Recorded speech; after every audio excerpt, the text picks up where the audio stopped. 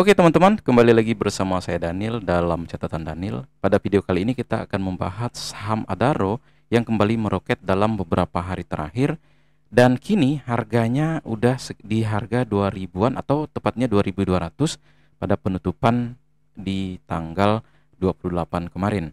Nah, kira-kira gimana nih prospek ke depannya? Yuk kita bahas bareng-bareng ya teman-teman.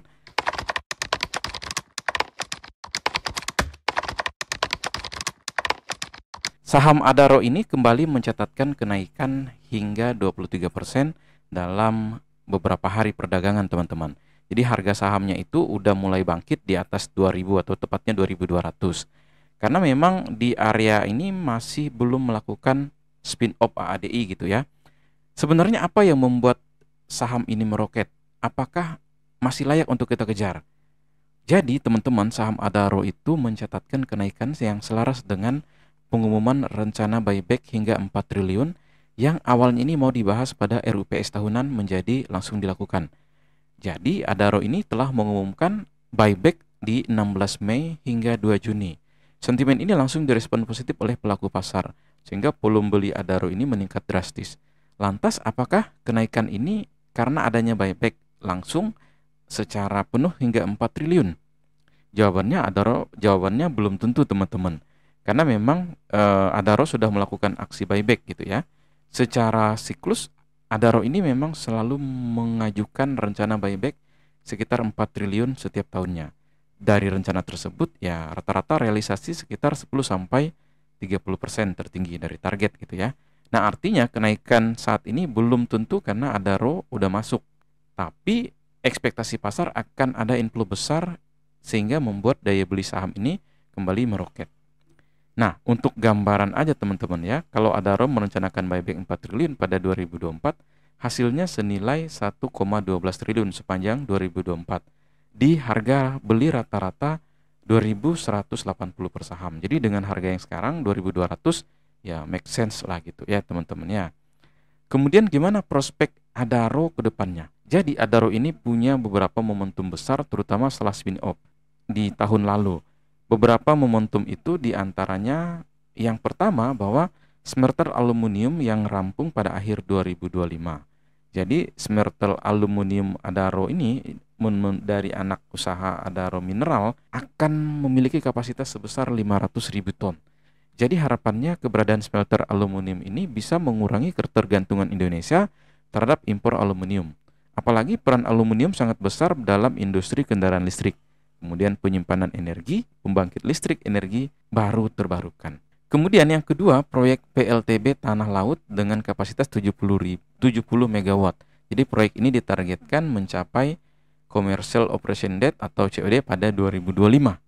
Jadi dalam proyek ini PT Alam Tripower Indonesia bersama dengan Total RNSNE dan PT Pembangkit Jawa Bali Investment telah menandatangani jual beli listrik dengan PLN. Dengan spesifikasi PLTB ini memiliki kapasitas pembangkit listrik sebesar atau tenaga bayunya ini sebesar 70 MW dengan baterai energi storage system atau BESS hingga 10 MW atau 10 MHz megawatt gitu ya teman-teman ya. Jadi dalam laporan keuangan kuartal pertama 2025 ini, Adaro menyebut PPA proyek tersebut belum berlaku karena ada beberapa persyaratan yang belum dipenuhi oleh para pihak. Kemudian prospek yang ketiga, Adaro juga mengembangkan pembangkit listrik tenaga surya di Batam. Nah, menurut kabar yang beredar bahwa 20 Oktober 2022, investasi pembangkit listrik tenaga surya ini mencapai 30 triliun. Jadi pada 2022, Kepala BP Batam ini saat itu dijabat oleh Muhammad Rudi mengatakan ada 2 investor besar yang telah mendapatkan izin untuk membangun PLTS di Batam. Salah satunya adalah Adaro. Nantinya pembangkit listrik tenaga surya ini akan digunakan untuk ekspor listrik ke Singapura pada 2028.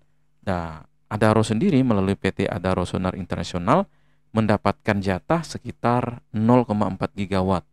Jadi potensi pendapatan dari bisnis ekspor listrik ini mencapai 3,5 miliar US dollar atau sekitar 54 triliun. Jadi kita hitung per tahun sekitar 6,7 triliun.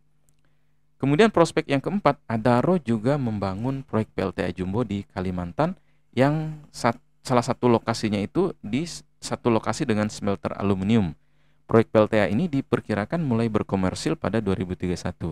Jadi dalam proyek ini Adaro membangunnya bersama Sarawak Energi Service dan PT Kayan Investama. Jadi Adaro ini memegang kepemilikan terbesar yakni 50%, sedangkan dua pihak tadi ini masing-masing 25%. Yang kelima, Adaro juga telah mengakuisisi PT Kalimantan Industrial Park Indonesia yang bertempat smelter aluminium dan PLTA ini sedang dibangun. Jadi Adaro ini membeli KIPI dengan skema konversi hutang menjadi saham. Jadi KIPI ini sempat menggadaikan kepemilikan sahamnya untuk pinjaman senilai 2,51 triliun pada 2021 lalu.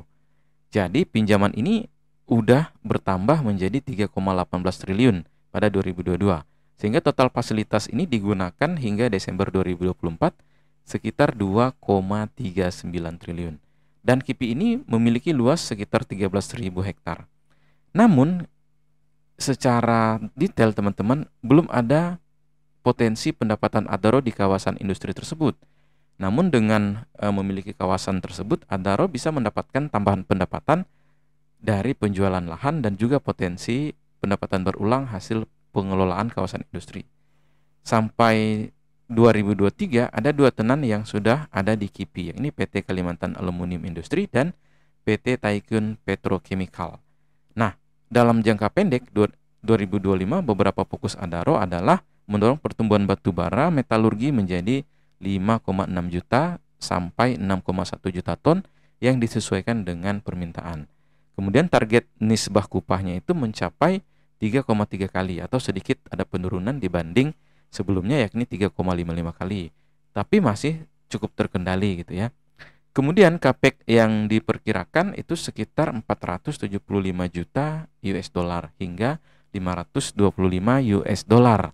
Kita bandingkan posisi belanja modal Adaro ini cenderung moderat ya dibanding dengan tahun sebelumnya, yakni senilai 514 juta US dollar. Nantinya belanja modal ini akan diinvestasikan pada investasi ekuitas pada proyek terkait di KIPI, yakni smelter aluminium. Nah, jadi gitu teman-teman ya. So, secara kesimpulan bahwa secara prospek kinerja Adaro ini diperkirakan masih mengalami normalisasi pendapatan pasca spin-off. Jadi berdasarkan konsensus analis yang memproyeksi laba bersih Adaro ini bakal mengalami penurunan menjadi 7,32 triliun atau setelah dikonversi gitu ya. Berbanding dengan periode sebelumnya 21,87 triliun. Nah, artinya sekitar sepertiga gitu ya. Meski begitu, dari segi pendapatan dan laba usaha, Adaro diperkirakan masih tumbuh positif. Nah, jadi pendapatan itu akan tumbuh 47% menjadi 48 triliun.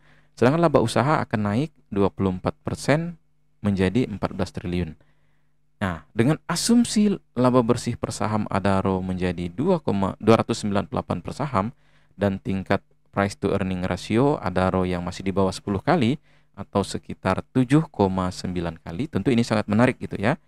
Dan jika 2026 kinerja laba bersih Adaro bisa kembali bertumbuh, maka valuasi ini sudah jelas cukup murah. Namun, mengingat fluktuasi yang tinggi yang terjadi dalam jangka pendek, tentu untuk mengejar harga saham ini udah tergolong berisiko karena akan ada floating loss dalam jangka pendek. Beberapa momentum jangka pendek untuk saham Adaro antara lain rencana buyback hingga 16 Mei atau hingga 2 Juni 2025 bisa jadi akan menjadi sentimen positif dalam pergerakan harga saham. Kemudian akan ada juga potensi pembagian dividen final. Sehingga jika ingin mendapat harga terbaik bisa menunggu ex-date dari dividen tersebut. Atau ketika harga saham Adaro turun karena faktor yang tidak terduga, seperti tidak ada dividen final misalnya. Nah, seperti itu. Nah, teman-teman, demikian ulasan terkait dengan saham Adaro yang sebelumnya kita juga udah bahas. Mudah-mudahan informasi ini bermanfaat dan saya Daniel, salam satu frekuensi.